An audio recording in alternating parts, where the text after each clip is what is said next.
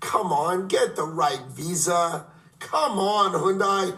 Just do the right process. You knew better than that. They're just covering up them. They're just covering up the fact that they screwed up. They know they screwed up. As I said from the beginning, somebody on this job, on this raid, made a spur of the moment decision. Let's arrest them now and sort it out later. It's been 3 weeks since a force of more than 400 armed officers, led by US Immigration and Customs Enforcement, or ICE, descended on a construction site near Savannah, Georgia, looking for illegal workers. This is no ordinary project. It's a $4.3 billion electric vehicle battery plant being built by South Korean giants Hyundai Motor Group and LG Energy Solution.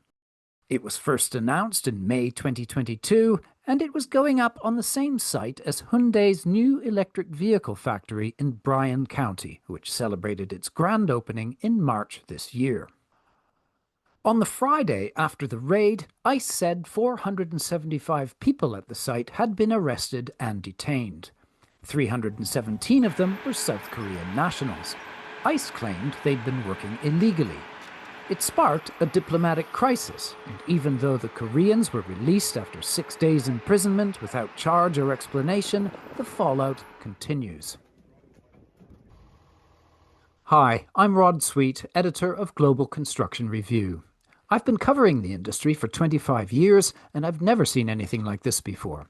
The news cycle has galloped on, of course, as it does in the age of Trump, but what happened remains bizarre, and we don't yet know what the consequences will be. So I've done this explainer to try and present a fuller picture. On the Monday after the raid, South Korean Foreign Minister Cho Hyun flew to Washington to try to resolve the emergency with Secretary of State Marco Rubio on the Tuesday. The Koreans had chartered a plane to bring the workers home. Rubio kept him waiting. Back home, the sudden imprisonment of Koreans sparked a national emergency. South Korean President Lee Jae-myung said he felt a heavy sense of responsibility, adding, "I hope that no unfair infringements on the activities of our people and businesses will ever happen again." But as anger and alarm mounted, Trump started the week after the raid by blaming South Korea for sending allegedly illegal workers. But were the Koreans working illegally? Charles Cook, a lawyer in Atlanta representing 7 of them, told me they were not in an interview on Tuesday, September the 9th. I represent 2 DACA recipients. Why DACA recipients are detained, I have no idea. Clearly, it's improper. I represent several individuals that are on B1 visas. B1 is a business visitor who can engage in after-sales service and installation. That's what these particular visitors were doing. Perfectly legal activity. And the rest were on it's called ESTA B, which is a visa waiver program. Also engaged in business activity. A couple of engineers, a couple of project director folks, as well as some installers that were installing specific equipment at this plant. People don't understand. This plant is not building batteries. This plant is being built, and this is the being built with equipment from outside the United States, thus requiring technicians and installers and engineers from outside the United States who are the experts on this products which they don't make in America. And is it your view that the claim that they are working illegally is false? It's false, at least to my clients. And we now have some internal documents that were provided to another reporter, which seems to indicate that, in fact, they know that. ICE knows that they are detaining people that did not violate their status. That is a violation of federal law. Now, we will get into the visa issue, but first we need some of the context that made this fiasco so bizarre. Because just 10 days before the raid, Trump received President Lee in the White House, hoping to get him to sign an outline trade deal that would see South Korea hand over $350 billion in return for tariffs at 15% instead of Trump's threatened 25%. Lee didn't sign because the details were still being worked out, but the meeting with the leader of one of the most important US allies in Asia was described as cordial. It matters because after the chaos of Liberation Day in April, the administration has a number of so-called deals, but few formal, legally binding trade agreements. So it's keen to lock down as many as possible as soon as possible. At one point, I wondered if the administration was playing hardball. Sign the deal and we let your people go. It would have been horrible, but at least it would have made some kind of sense. But that turned out not to be the case because in the early hours of Thursday, September the 11th, the imprisoned Koreans were released to fly home without explanation or apology. Meanwhile, all that week, Team Trump doubled down on its law and order narrative. The news organization Axios interviewed U.S. Commerce Secretary Howard Lutnick on Monday, September the 8th, just as what happened was sinking in. The ICE raid at the EV battery plant in Georgia has some manufacturers worried. Of course, a big part of the president's agenda was trying to convince foreign companies to make direct investment in the United States. Is this a new risk they face? Well, it was kind of silly, right? We like that Hyundai's building a plant. That's great, right? They should get the proper visa for their workers. Come on, get a work visa. What they did is they came in on tourist visas, and then they're just working in this plant. So Hyundai, who's a total grown-up, more than capable of getting them the proper visa, should have gotten them the proper visa. So it's just wrong of them to have gotten the wrong, they should have gotten the right visas. You can't, ICE has got to do its job, right? And if there are all these people who are in this country on the wrong visa, change it. But the fact is, they'll fix that. Hyundai will fix it and they'll do it right. But come on, get the right visa. Come on, Hyundai. Just do the right process. You knew better than that. But does ICE doing their job make your job harder to get the foreign investment? No, I called up the Koreans. I said, give me a break. Get the right visa. And if you're having problems getting the right visa, call me. I'll call Kristi Noem. We'll help you get the right visa. This was clearly a gross mischaracterization of what had happened. The day after Lutnick's outburst, the South Korean Foreign Ministry said that since Trump assumed office in January, it had made no less than 52 outreach efforts about visa problems, including 10 meetings with the Senate and the House. Maybe some Koreans had inappropriate visas for the work they were doing, but if they were, it was not for want of trying to get the right ones.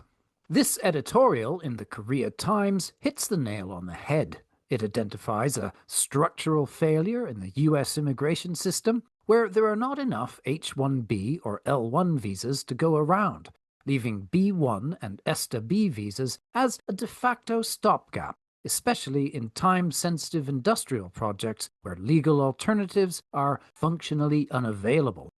Lutnick's claim that all Hyundai had to do was call him up and he'd get Kristi Noem, Trump's Homeland Security Secretary, to change the rules is also nonsense, according to Charles Cook, whom I interviewed a second time on Thursday, September the 11th. The ICE press release announcing the raid on Friday specifically mentioned that 300 Koreans were among the 475 people detained. But I checked the release today, and now there is no mention of the Koreans at all. What do you think is the reason behind that? They went back and changed the release, the press release. What can I tell you?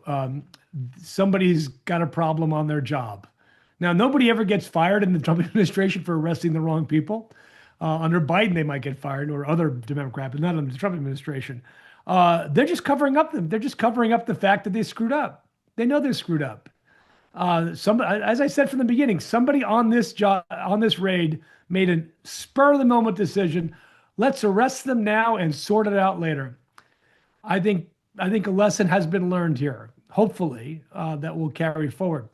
I also think it goes to the bigger issue, and the bigger issue is what can you do in the United States when you come on an ESTA-B or a B-1?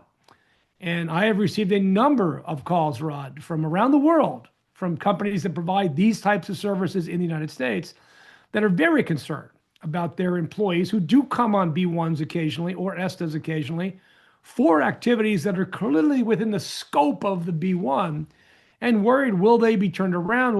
Will they be arrested by ICE? And all I can tell them is maybe, but probably not. Do you think the administration is serious about making it easier for companies to bring skilled workers to the US? No, no, I don't. First of all, the administration can do nothing about that.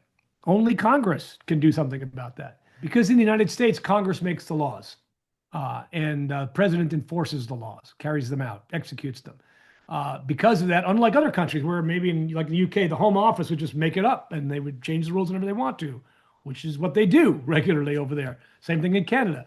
In the United States, only Congress can change this. And the last time Congress looked at our positive legal immigration system was 35 years ago in 1990. And speaking of Congress, in July, Republican Congresswoman Young Kim and Democratic Congresswoman Sidney Kamlager Dove introduced the bipartisan Partner with Korea Act, which would reserve 15,000 highly skilled E4 work visas for Korean nationals with specialized expertise. But Korean companies eager to build factories in the US shouldn't hold their breath. The Partner with Korea Act has been introduced unsuccessfully in every congressional session since 2013. So, how has the raid affected Trump's coveted trade deal with South Korea? Obviously, it can't have helped. South Korea didn't ask for the deal. Trump imposed it by threatening 25% tariffs. Unlike Japan, South Korea has resisted signing. Among other issues, it wants a say in how the $350 billion are invested and a fair share of the return on that investment. The ICE raid appears to have stiffened that resistance. The Korean government has launched a full-scale investigation into the legality of the arrests and the human rights conditions its nationals faced. President Lee has said he's in no rush to sign a deal that could hurt Korean companies, and that he'd have been impeached if he'd just caved in to the Trump administration's demands. It seems likely that the Koreans, like other countries, are waiting for November the 5th, when the Supreme Court hears the argument that Trump's global trade war itself is illegal, in case the tariffs end up just going away. The graver question for Americans and US trading partners is whether the White House fundamentally knows what it's doing. The agencies conducting the raid included the Federal Bureau of Investigation, the Drug Enforcement Administration, and the Bureau of Alcohol, Tobacco, Firearms and Explosives, all of which come under the direction of Trump's Attorney General Pam Bondi. Also taking part in the raid was the U.S. Border Patrol, Homeland Security Investigations, and of course, ICE, all of which come under the direction of Secretary of Homeland Security Kristi Noem, another trusted member of Trump's cabinet. ICE claimed the raid had been planned for months, so did either Bondi or Noem mention it to the president? And if they did, was he curious at all about the potential implications for the trade deal? While Trump cares deeply about his law and order agenda, he also craves credit for the economic miracles he's promised. But investors thinking about building in the US, as the president wants, will surely be pondering the risks involved in engaging with an administration whose left hand not only doesn't know what its right hand is doing, but seems to be swinging a machete at it. That's all for now. I hope you found this video useful. We'll be following the administration's remarkable interventions in other sectors that involve construction, like high-speed rail and offshore wind. So be sure to subscribe so as not to miss anything, and thanks for watching.